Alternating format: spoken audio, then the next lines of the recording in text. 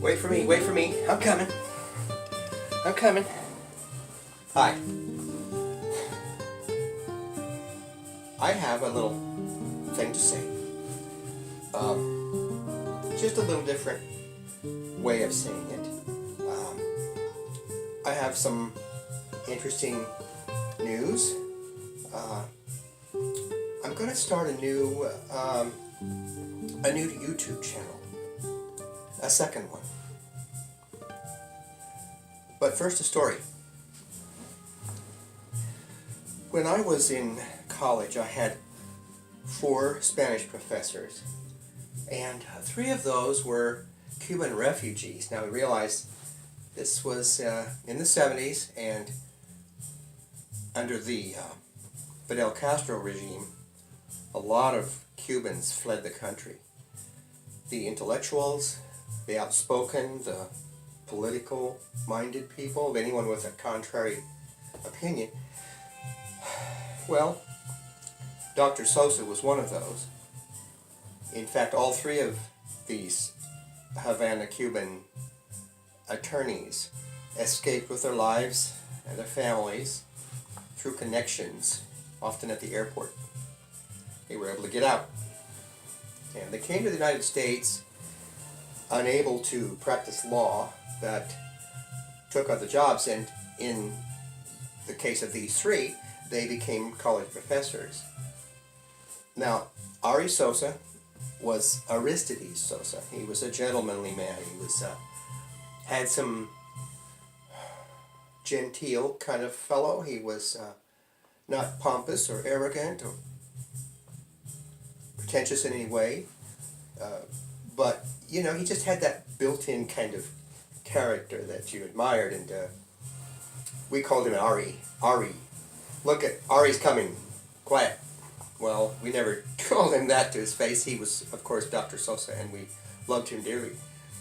One day, he announced that he was going to have a party, and he invited a lot of us, all of us probably, to his house. I think it must have been a Christmas party. I can't imagine what it was. It just is too long, and for some reason, that part of it never stuck. But I do remember coming to his house and thinking it was a pretty house, a new split-level house in the suburbs, and I remember one thing in particular. The house had double doors, and they were dark, carved wood doors in a Spanish colonial style.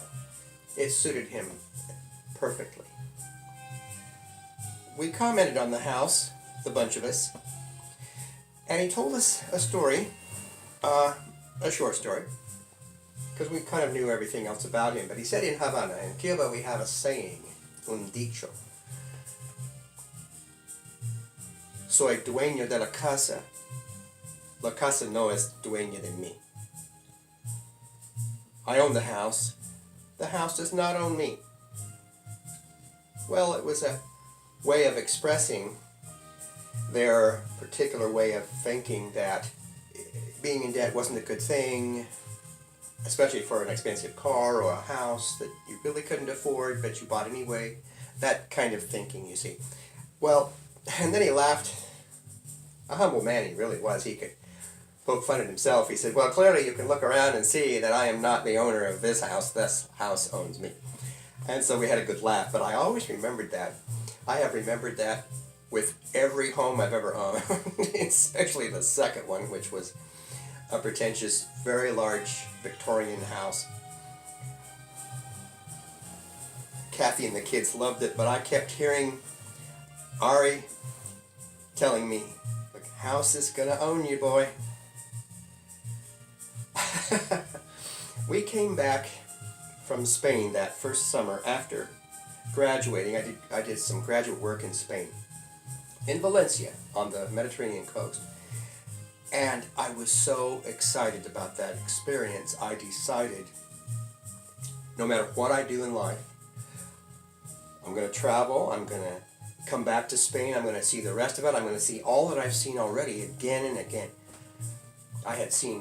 We had seen all of the southern part of Spain. It's a magical kind of historical mishmash of architecture and religion and cultures that is just magical, steeped in tragedy and deep, dark history. too. But I came back convinced I want to make this my life. I can't do anything again. I got to get on those big jumbo jets and go someplace really quick. But came home, and Kathy had been pregnant during the time we were there. She was 4 to 7 months pregnant while we were there. And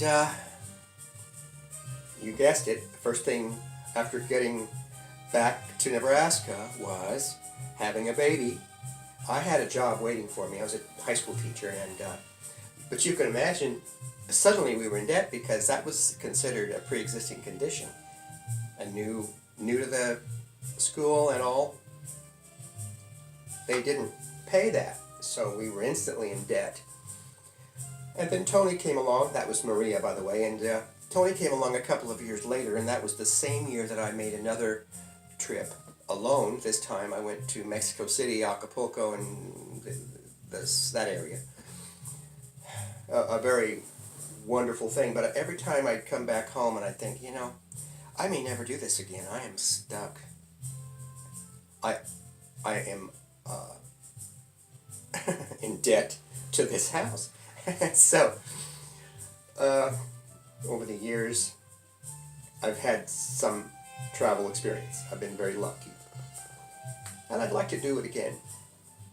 This new project for me is going to turn into a new channel, a new YouTube channel. I'll still have the other one, which is primarily gardening and little things, personal things, but I want to do something else, and you'll hear about that when it's done. I'm working on it already. This might be, in fact, the first episode. We'll see. But stay tuned.